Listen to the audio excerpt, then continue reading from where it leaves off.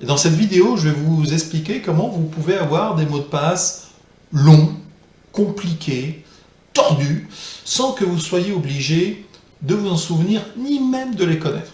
Alors comment c'est possible? Eh bien en fait, l'astuce repose sur l'existence de logiciels que l'on appelle des coffres-forts de mots de passe. En fait, ces coffres-forts vont stocker de manière sécurisée l'ensemble de vos mots de passe.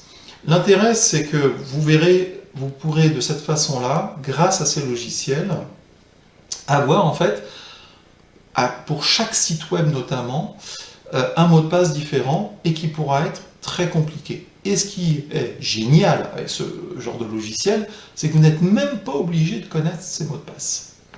Alors, je vais prendre dans ma démonstration le logiciel qui s'appelle KeePass Password Safe. Donc vous le téléchargez en allant sur la page Downloads. Vous avez deux éditions, mais elles sont toutes les deux gratuites. Moi, je vous conseille d'utiliser l'édition professionnelle. Donc vous la téléchargez. Donc ici, il ne reste plus qu'à ouvrir, lancer l'installation.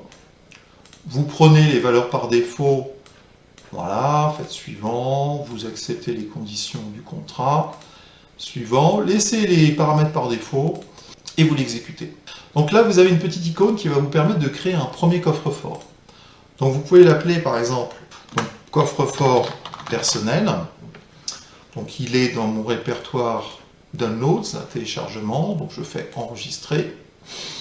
Et là, il faut évidemment chiffrer les mots de passe qui sont stockés dans ce coffre-fort. Et pour chiffrer, eh bien, il faut des mots de passe. Il faut un mot de passe.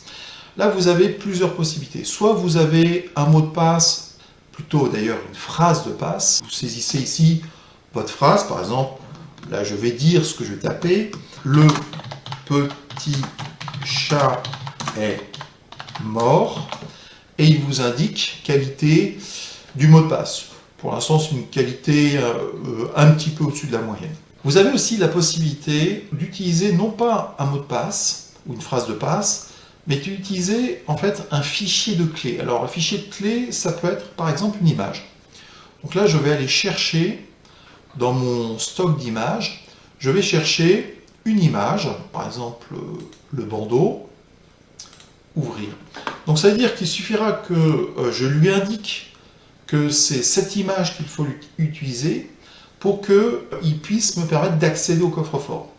Et vous pouvez combiner l'image et le mot de passe. Pour ouvrir le coffre-fort, j'ai besoin à la fois du mot de passe et de l'image. Pour la démonstration, je vais garder que l'image. Donc je décoche Master Password et je fais OK. Donc je peux donner un nom à cette base de données ou pas. Ici, je vais laisser tout vide, je fais OK. Voilà, ça n'a pas beaucoup d'importance. Et il ne me reste plus qu'à enregistrer tout ce que j'ai fait en cliquant sur l'icône enregistrer.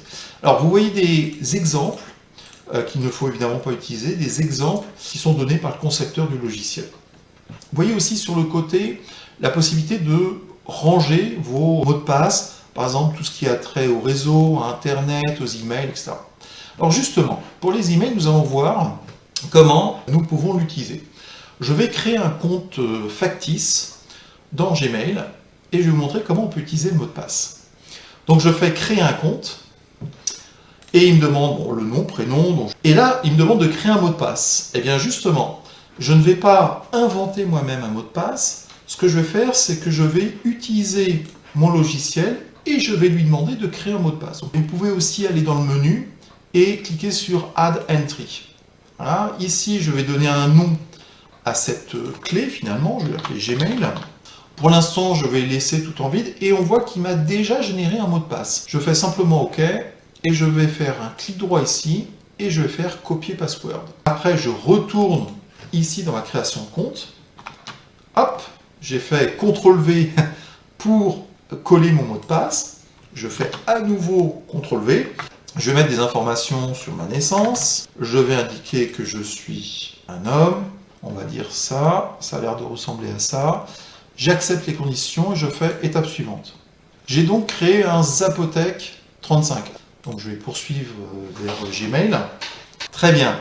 Maintenant, ce qui me reste à faire, c'est copier mon adresse email. Je me déconnecte, retourner dans mon logiciel et je vais lui indiquer que mon username, c'est mon adresse email. C'est-à-dire que pour ce compte Gmail professeur Tournesol, voilà, j'ai donc un compte, un mot de passe, et je peux même rajouter une URL, ce que je vais faire tout de suite, https://www.gmail.com. Voilà, c'est tout. J'enregistre. Comment ça fonctionne? Eh bien, je vais tout fermer, puis je vais vous montrer comment ça marche pour de bon. Et là, maintenant, ce qu'il me reste à faire, je vais lancer le logiciel qui passe. Et maintenant, il me demande de saisir soit un mot de passe, soit d'aller chercher l'image. Par défaut, il garde la dernière image. Je fais simplement OK. Il m'ouvre à nouveau le coffre-fort.